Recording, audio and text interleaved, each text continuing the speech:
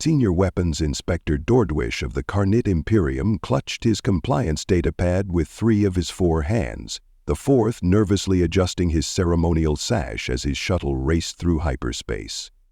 The United Peoples of the Galaxy had received what could only be described as the most audacious weapons registration filing in galactic history. A claim that humans had constructed a planet killer. The very notion was preposterous. Dordwish had reviewed the physics calculations 17 times. The power requirements alone would necessitate a fusion reactor the size of a small moon, and the structural integrity needed to house such a weapon would require materials that simply didn't exist. Yet here he was, sent by the Weapons Council to investigate these absurd human claims. His shuttle pilot, a nervous Risha, announced through the comm, "Inspector, we're approaching the coordinates provided by the humans. I'm detecting—" "By the void? That's impossible." Dordwish moved to the viewport and looked out. His shuttle had caught up to what appeared to be an entire battle fleet moving through space. At the center of the formation was a ship that defied every principle of naval architecture he knew. It was massive, easily 3 kilometers long, and its design was utterly alien, even by human standards. 2 enormous parallel structures ran along its length, each one clearly housing something that made Dordwish's blood run cold. That's not a blueprint," he whispered. "That's not in a shipyard. It's flying." Dordwish promptly fainted. When he regained consciousness, he found himself in his shuttle's medical bay, with his pilot administering stimulants. Through the viewport, he could see a smaller human shuttle approaching. "Inspector Dordwish," came a voice through the comm system. "I'm Colonel Thompson, and I'll be your guide today. Permission to come aboard?" Still in shock, Dordwish nodded weakly. The gruff-looking human who boarded his shuttle wore a uniform that had seen better days and carried himself with the easy confidence of someone who had spent decades in military service. "Quite a sight, isn't she?" Colonel Thompson said, gesturing toward the massive ship. "Jimmy outdid himself this time."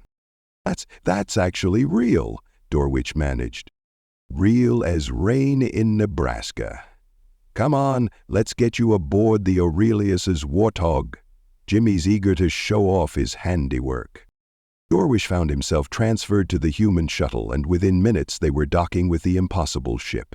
As they walked through corridors that seemed to stretch forever, he noticed something peculiar about the construction. Is that a repurposed mining drill assembly?" he asked, pointing to a massive mechanical system. "Probably," Colonel Thompson replied cheerfully. "Jimmy built most of this thing out of off-the-shelf and salvaged parts, kept costs way down." They emerged into what appeared to be an observation deck, where a human in oil-stained coveralls was reviewing technical displays. He turned as they approached, wiping his hands on a rag. "Name's Jimmy Goering," he said with a grin. "I designed her." Dordwish studied the human. By galactic standards, Jimmy appeared to be what humans called a backyard mechanic, hardly the type of individual one would expect to revolutionize weapons technology. You designed that?" Dordwish gestured weakly toward the massive ship around them. "Sure did. Took me about 3 years. Had a lot of inspiration from history, mostly from this old philosopher named Marcus Aurelius. He was into something called Stoicism, and this ancient airplane called the A-10 Warthog. Airplane. Yeah, beautiful piece of engineering.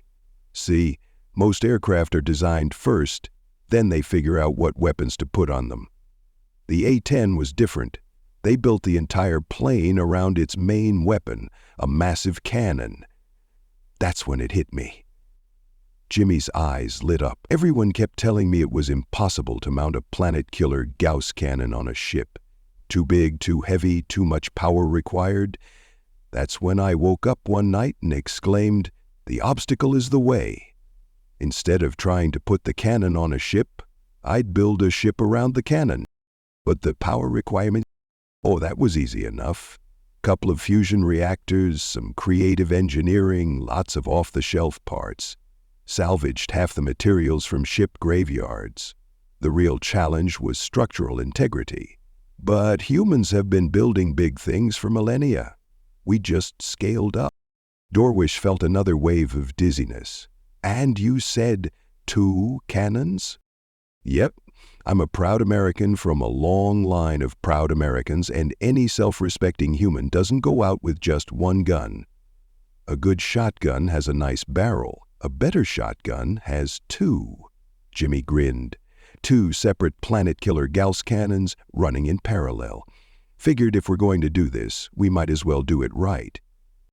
But this is just a prototype, Jimmy continued casually. Wanted to get everything working well enough first before submitting this as an actual ship class for the fleet. Dorwish felt the world spinning. The thought of multiple ships like this joining humanity's already dominant military forces made him nauseous. Humans already won every war they engaged in. More ships like this would be galaxy-ending. Ship class? He whispered weakly. 2 men approached before Jimmy could answer. The first, a lean man with weathered features, extended his hand. Major Tom Novak, United States Marine Corps. The second, stockier with kind eyes, followed suit. Lieutenant Colonel Jake Kinderson, United States Army. These are our ship commanders, Jimmy explained. This whole mission isn't sanctioned. No bureaucrat would ever give the Marines or Army a spaceship, so we went off the books. Every ship in this fleet was commandeered from ship graveyards and cold storage, manned entirely by Marines and Army soldiers. Dorwish felt his world crumbling. This is all illegal, unsanctioned, outright insane. Probably, Kinderson agreed cheerfully. But sometimes that's what it takes to get things done. How much did this cost? Dorwish asked desperately. The Weapons Council estimates suggest trillions of credits for such a project. Jimmy laughed. Couple million, maybe. Most of that went to the fusion reactors and some specialized electronics. Everything else was salvaged or off the shelf. Amazing how much you can save when you skip the contractors and just build things yourself. Million? Dorwish's voice cracked. Not trillion? Government contracting is a scam, Novak explained. When you cut out the middlemen and the bureaucracy, amazing what you can accomplish. The ship's intercom crackled to life. Dropping out of hyperspace in 30 seconds. Jolly Roger 4 in sight. Through the massive viewport, Dorwish could see a planet that had been considered untouchable for centuries. Jolly Roger 4, the notorious pirate haven that no civilization had ever dared attack directly. Firing solution locked on target, came a voice over the comm. Just 1 shot, Novak said to the gunnery officer. No need to double tap a planet. We ain't playing with pea shooters here. Fire cannon 1, ordered Kinderson. The ship barely trembled, but Dorwish felt the vibration through the deck plating as unimaginable energies were unleashed. A single projectile, accelerated to a significant fraction of light speed, streaked toward the planet below. The impact was beyond anything Dorwish had ever witnessed. The projectile struck the planet's surface with the force of a small star going supernova. The entire planet seemed to pause for a moment, as if reality itself was processing what had just happened. Then it began to come apart. The crust cracked in massive geometric patterns that spread across continents in seconds. Molten rock erupted from the wounds in the planet's surface, creating geysers of lava that reached into space. The atmosphere ignited, creating a brief, brilliant shell of fire around the dying world. Then the gravitational forces took over, and the planet began to collapse in on itself, chunks of crust falling into the molten core. Holy void, Dorwish whispered. You actually did it. You killed a planet. Well, it was mostly pirates anyway, Jimmy said matter-of-factly. The tactical display lit up with new contacts. Pirate ships incoming, announced the sensor operator. Looks like the ones that were in orbit survived. They're in complete chaos, sir. Ships colliding with each other, some firing randomly, others just drifting. Dorwich could understand why. Witnessing the casual destruction of an entire planet would break anyone's mind. "How many ships?" asked Novak. 12 confirmed, possibly more. They're not maintaining formation. Looks like every captain is making their own decisions. Dorwich expected immediate defensive action. Instead, the commanders turned to their crews. "What do you boys think?" Novak asked over the intercom.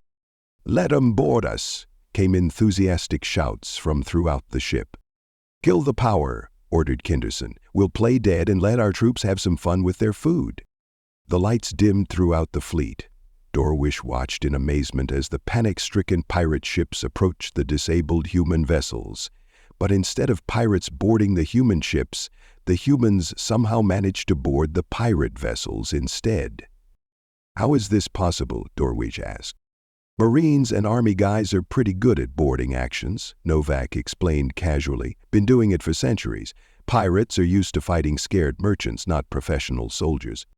Through the tactical display, Dorwich could see the pirate ships going dark one by one.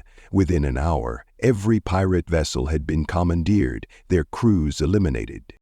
"Might buy us some leeway during our court-martials," Novak mused, surveying the captured vessels. "Court-martials?" Dorwich was incredulous. "You know you'll face court-martial for this?" "Oh, absolutely," Kinderson nodded. "Unauthorized use of military resources, violation of about 50 different treaties, destruction of private property, genocide. We'll be lucky if they don't execute us." "And why?" "Because it needed doing," Novak said simply. "Jolly Roger 4 has been a cancer on this galaxy for centuries. Someone had to cut it out." Kinderson activated the ship's comm system. "All right, boys, have at it. What's left of the planet is cooling down enough for surface operation." Dorwich watched in bewilderment as shuttles launched from every ship in the fleet, carrying Marines and soldiers down to the shattered remains of the planet's surface. "What are they doing now?" "Looting," Novak explained matter-of-factly. "Workmen are worthy of their hire, and our boys gotta eat. We're not getting paid for this mission, so scavenging is their only compensation. Pirates always keep their best treasures in hardened vaults. Might have survived the impact." "The off-the-shelf approach really paid off," Jimmy added, admiring the tactical display.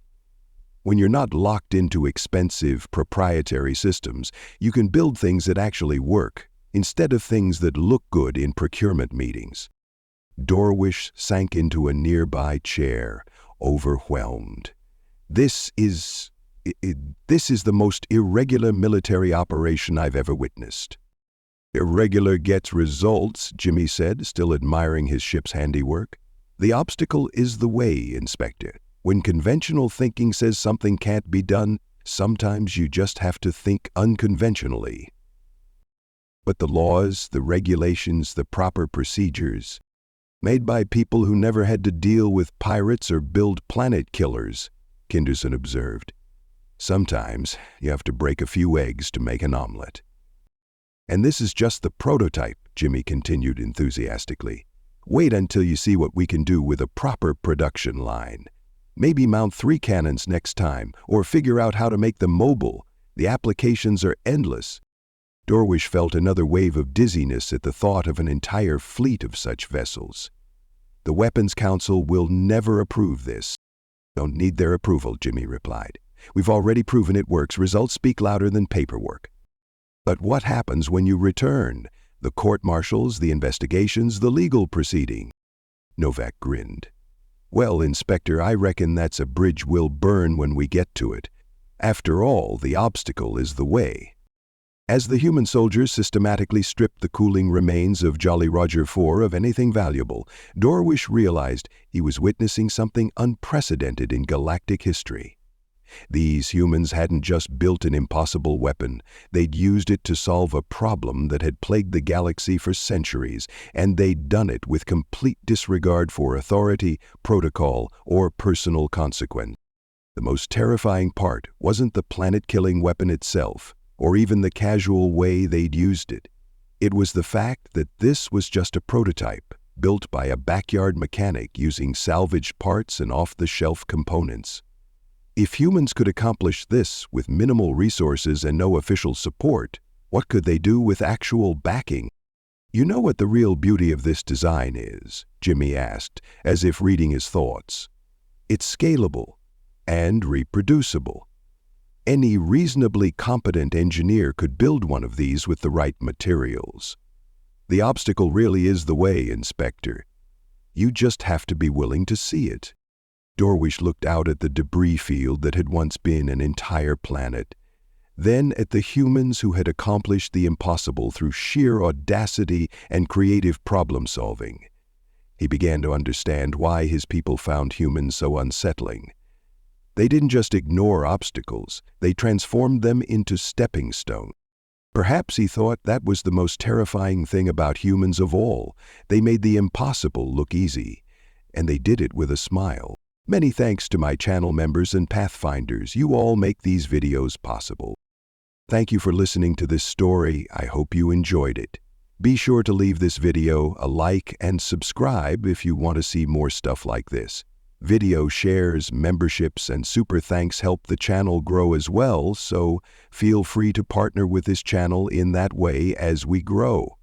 With that all said, thank you again for listening to the story, and thank you for your time. On the left side of your screen are some videos I think you might be interested in. I hope to see you in the next one.